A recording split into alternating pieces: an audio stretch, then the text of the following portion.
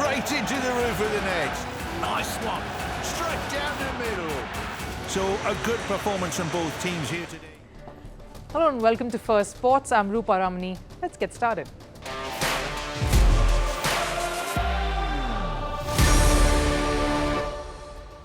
The bottling seems to be the theme on the show today. We've one club dubbed Bottlers turning the tide and sitting on the cusp of something special. After a trophyless drought of 2 decades, what are the Gunners doing right and who has been responsible for the turnaround? Chess fans all around the world thought Magnus Carlsen had bottled his chances of winning the Rapid Blitz tournament in Poland. He was frustrated, said his nervous system had collapsed. And from there to a historic winning streak, Carlsen defines his skill set one more time. And over in tennis, from getting bottled, quite literally, to possibly bottling up the match and the tournament at Italy. What is troubling world number 1 Novak Djokovic? He says he was feeling nauseous even on match day. But could there be more to this? Let's take a look at all of this in a bit. But first, all the headlines from the world of sports and Sports 360. We'll start with cricket and the IPL. Chennai beat Rajasthan by 5 wickets, but more than the victory, it was Ravindra Jadeja's dismissal that grabbed all the attention. In the 16th over, while returning to his crease, Jadeja was given out for obstructing the field. Jadeja became only the 3rd player in the history of the tournament to get out this way. Chennai, with that, strengthens their chances of qualifying for the playoffs. Over in football, Bayer Leverkusen continued their unbeaten run with another victory. Leverkusen beat VfL Bochum 5-0 to stretch their unbeaten run to 50. Patrick and Victor scored a goal each in the first half, while Amin, Joseph and Alex added 3 more goals to Leverkusen's tally. Leverkusen are just 3 games away from an invincible treble. Over in tennis, world number 3 Alexander Zverev beat Luciano Darderi in straight sets. Zverev got the better of the Portuguese with a 7-6-6-2 victory in the 3rd round match. Zverev will face Nuno Borges in the 4th round on March 14th. Over in the NBA, Denver Nuggets beat Minnesota Timberwolves 115-107 in the semi-finals of Western League Conference. Nikola Jokic exhibited his prowess by contributing 35 points, 16 of which were crucially scored in the 4th quarter. The series is now poised at 2-2 with 3 games left. And India's Parvez Khan won the gold medal at a 1,500-meter race at the SEC Championship in the USA. Khan recorded 3 minutes 42.73 seconds on the clock to clinch his 2nd medal in the tournament. Khan hails from India's Haryana, where his father is a farmer. Now, Arsenal Football Club has a storied legacy, but one that is marred by inconsistency. A club with 13 league titles and yet none in the past 2 decades. Clearly there's legacy, but one that hasn't stopped or at least lasted the test of time. The Gunners, as they are famously called, have had moments of brilliance, overshadowed by bouts of underperformance. That has been their story of late. But the tide, it seems, is changing. From the bottlers' tag, the Gunners are now title contenders. And one man has been responsible for this turnaround. It's been a resurgence led by none other than their manager, Mikel Arteta. Arsenal beat Manchester United 1-0 in their Premier League clash last night. Leandro Trossard scored the only goal in the 20th minute. And that scoreline stayed. The win, of course, means Arsenal are back on top of the Premier League points table, giving Manchester City a bit of a fight, who's just 1 point behind in the 2nd spot. So what did Arsenal do right? Heading into the United game, Arsenal were 2 points behind Manchester City, and despite United struggling this entire season, the Red Devils, we know, are a threat at least at Old Trafford, their home. The pressure was on Arsenal, but Mikel Arteta's men weren't going to bottle it this time, weren't going to bottle up the league this time. The game saw a clear change in Arsenal's mentality. The Gunners pushed United at their ground and proved why they are title contenders this year. They refused to crumble under pressure. They were the more dominant side with 11 shots on target. Just a reiteration of how they have performed not just last night but throughout the whole season. Arsenal have fought tooth and nail for every single point this year, not letting pressure get to them. their biggest fault from the previous season. And this tenacity, this drive isn't something that's happened overnight. The process has been a while coming and it's been arduous. For instance, the club has persisted with Mikel Arteta, kept the faith in him and his method for close to 5 years now. When Arteta took over Arsenal in 2019, everyone was a little skeptical. Many questioned the decision. Could a relatively inexperienced man turn the tide for a club in dire need of rejuvenation as manager of the side? Because Arteta had only served as an assistant to Manchester City manager Pep Guardiola. That was the closest he got to managing a team, managing a side, a top football club. Sure, he spent 3 years from 2016 to 2019 with Guardiola.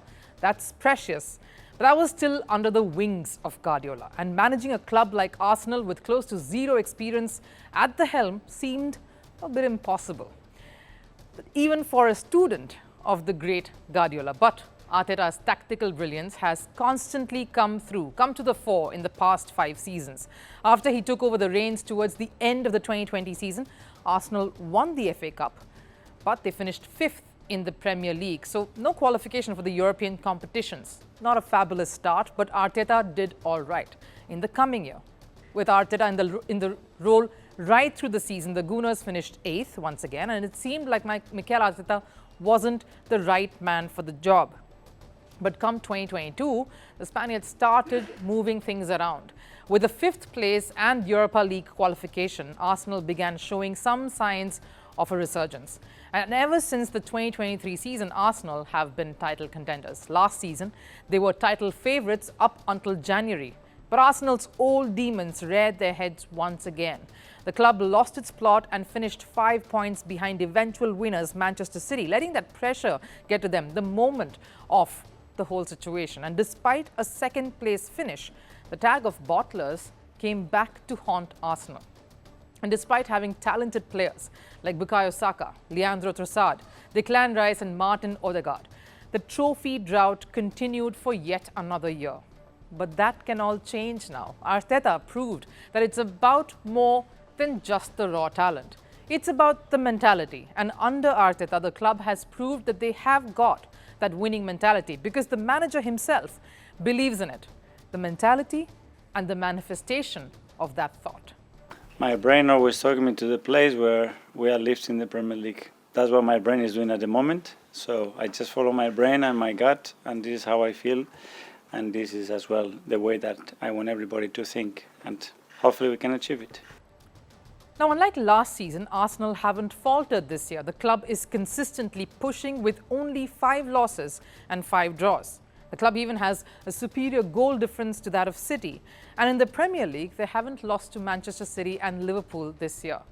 Arteta saying he isn't afraid of the experience of managers like Pep Guardiola or Jurgen Klopp seems to have rubbed off on the players too. The club has been more attacking and more swift in their play. This year especially, Arteta's Arsenal is more focused on one-touch football, which is not only fascinating to watch but also dangerous for their opponents. But despite their dream season, Arsenal will need a little bit of help, a little luck from their North London rivals Tottenham Hotspurs if they want to lift the league title. Manchester City may be just 1 point behind Arsenal, but they have a 1-game advantage. And before their final clash, City will face Tottenham on the 14th of May. That's the D-date. And if City draws or loses against Tottenham, the title hopes will swing in Arsenal's favour. So Arsenal will be rooting for Tottenham on the 14th. I'm going to be the biggest fan of Tottenham ever. We are all going to be. So let's hope for the best. Havertz, of course, echoing what every single player, every single fan of Arsenal will be praying for come 14th and will be rooting for. The stage is set then for a dramatic final few days. Arsenal, once written off as also-rans, now stand on the precipice of something great. In a season that has been defined by their resilience and determination, all it takes now is a little bit of luck and some more grit. Now, before the start of the Rapid and Blitz tournament in Poland, chess legend Magnus Carlsen said he'd teach the kids that he was up against him a thing or two. And after the Rapid section, when his younger opponent Wei Yi led the race, all of Carlsen's critics must have thought, here he goes again, eating humble pie.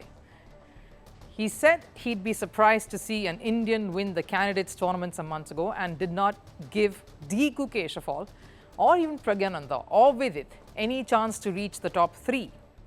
And Gukesh surprised him and some of the world by winning the candidates tournament. That was classical chess, a format that probably doesn't thrill Carlsen anymore, but Rapid and Blitz is a different beast. It tests the player, and Carlsen, being the oldest in the draw in Poland, was also the strongest contender to win this one. And then, of course, Wei Yi nosed ahead after the rapid rounds. And earlier on Sunday, India's Praggnanandhaa defeated Carlsen. It looked like Carlsen would have to eat his words once more, because he was a bag of nerves when he lost, and not once but twice. He lost to Praggnanandhaa, and then in a swindle for the ages, Carlsen muffed it up to lose to Nodirbek, Abdusattorov. That really saw him emote. He slapped the air and let out his frustration at the blunder he'd made. And at that point, it was not just his critics, but Carlsen himself, who was doubting his own skills to win this all. I just didn't have it today. I felt good from the start, but then I think my nervous system just collapsed during or after the game against Prague. And after that, I just sucked, honestly. The score was still half decent, but obviously, if Wei Yi continues to win, then it doesn't matter. He said his nervous system collapsed, and it didn't matter if Wei continued to perform, that it was over. That was Magnus Carlsen a day before. But what a turnaround Sunday saw. Carlsen won 10 games in a row right from Saturday to the end of the tournament. Now let that thought sink in. He came out of the dumps, out of one of his bad days, and turned it all around to one of the most stunning ones, and still managed to just about get ahead of Wei Yi. So he knew he had to do something miraculous to get this title in the bag. Now here's an interesting fun fact. Just last year at a Rapid and Blitz tournament in Croatia, Magnus Carlsen won 9 games in a row to win the tournament. It was an astonishing feat back then. And post that win, this is what he said. Just very, very special to me. I've had good days, but in terms of score, and I've definitely played better. I've had stretches like in Poland, I've had 10.5 out of 11 or something. But to win every single game on one day, I've never done that before, and probably won't do it again. He says he's had some great days, but winning streak like that on a single day is not something that can ever happen, not something he can do again. And he does it again, even better, in Poland. Just less than a year later, in 10 months, he bulldozes the entire competition. And it's a monumental achievement to be down and out and then come out and beat almost every opponent on a single day, 10 of them. And at a stretch, 3 on Saturday, he was disappointed even then, despite ending on a high, because he knew he needed to do something extraordinary on Sunday. He enters Sunday still 2.5 points behind the leader, Yi, and proceeded to close out 7 wins. He was held to a couple of draws thereafter and retained that slender lead to win the tournament. His 7th straight tournament win. Again, something amazing. The Norwegian has been a monster. And just when the knives came out, silenced them all. There were a number of comments from fans, chess lovers, when Carlsen muffed up that game against Abdusattorov, saying he was done. The reign was ending and Carlsen wouldn't win this tournament. Magnus Carlsen proved once again he is the king. He was in a bit of a daze right after the win when the FIDE, the governing body, came to him for his first reactions, and understandably so, the adrenaline after that would have been high. And he says just 2 words in the end: I fight hard. The mark of a true champion, and one who is constantly setting the bar higher for the younger brigade that is snapping at his heels. Novak Djokovic, a man who's ruled the tennis world for some time now, at 36, has redefined the sport. A man who fears nobody, but that was till the end of last year. This year has been a rather quiet one. From a winning streak and an intimidating force coming into this season to getting knocked out of the tournament in the 3rd round itself, Djokovic seems to be in a bit of a rough patch.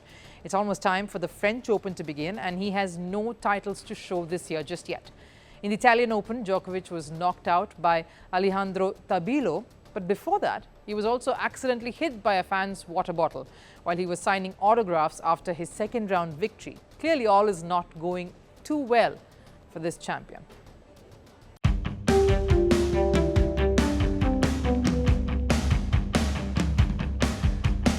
The year 2024 has been a weird one for this world number one, Novak Djokovic. Let's start at the Italian Open and work backwards, shall we? Djokovic was knocked out by Alejandro Tabilo in the third round of the tournament, and it wasn't just the defeat that caught the eye. Little-known Tabilo is ranked 29th in the world. Djokovic losing to him in straight sets was a bit of a shocker for him and his fans. But this tournament has been a bit strange for the Serb. After his second round win, in fact, Djokovic was knocked on the head by a bottle that had accidentally fallen out of a fan's hand. This was while he was signing autographs, and as soon as the bottle struck him, Djokovic clutched his head in pain and crumpled to the floor. People rushed in to help Djokovic, but things seemed fine the day after. Djokovic showed up to training, and his inimical humour was not amiss. He in fact turned up wearing a bike helmet over his white cap. He proceeded to sign some more autographs to a group of fans who saw the lighter side of this and laughed along. But Djokovic, after the loss, says the bottle incident possibly did more damage than he had thought at the time. I think in the video you saw it very clearly. You know, it was a very unfortunate, unlucky situation for me. You know, I had headaches, but you know, the next day or yesterday was pretty fine. So I thought, you know, it's okay, but maybe it is okay, maybe it's not. I mean, the way I felt on the court today was just completely from. It's like a different player entered in my shoes. You know, it's just no rhythm, no tempo, no balance whatsoever on any shot. So it's a bit concerning. Well, maybe he was bottled and that led to the loss. But there are bigger concerns right now that Djokovic has to face. Ever since his triumph at the French Open last year, the Serb has not been at his very best. It's his consistency and mental toughness that sets him apart from his competitors and has done so for years. But that same competitiveness hasn't come through these last few months. Apart from the 2023 Wimbledon Championship, where Djokovic dragged Carlos Alcaraz for a 5-set match, the Serb hasn't pushed his competitors. Yes, he still added a US Open title after the Wimbledon upset, but that was the last Grand Slam win. The Australian Open loss to Jannik Sinner hurt him hard. Djokovic hasn't won a single tournament. He lost to unseeded Luca Nardi at the Indian Wells Masters, then to Norway's Casper Ruud at the Monte Carlo Masters, and now this, the third round loss against Tabilo. Even the best encounter the unlikeliest of losses, but the reason we're forced to look more closely is because this comes at a phase when Djokovic is mentorless. This comes after he parted ways with Goran Ivanisevic and even hinted at the possibility of going without a coach for the next phase of his career. But can he get past his tussle with the bottle and bottling the tournament? Because the French Open is around the corner, then it's Wimbledon, and after that, the Olympics. He will step onto the clay-coated Roland Garros with the intention of defending the title. But there needs to be more than just that this time around.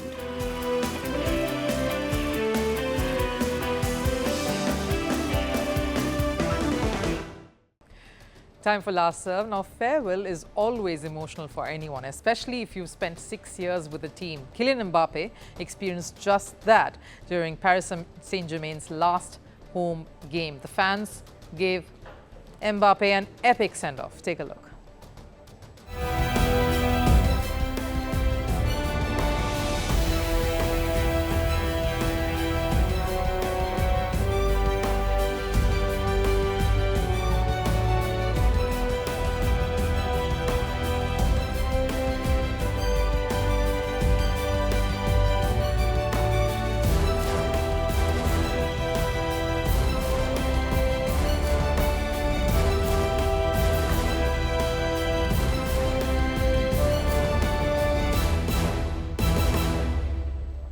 those images capturing one of the most emotional rides for sure. And there's lots that's waiting and in store for Kylian Mbappe here on. That does it here on Firstpost. Thanks for joining in. I'll see you again tomorrow.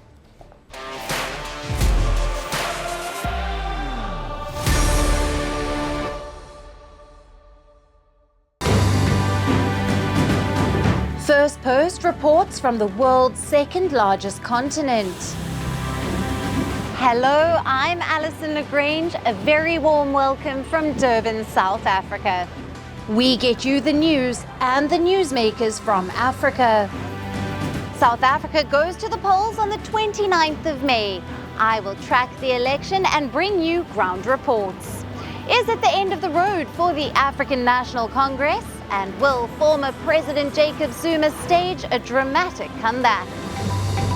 From elections to climate change to innovations and opportunities. As the world's attention shifts, we report from Africa, the heart of the global south. Join me every weekday live on Firstpost.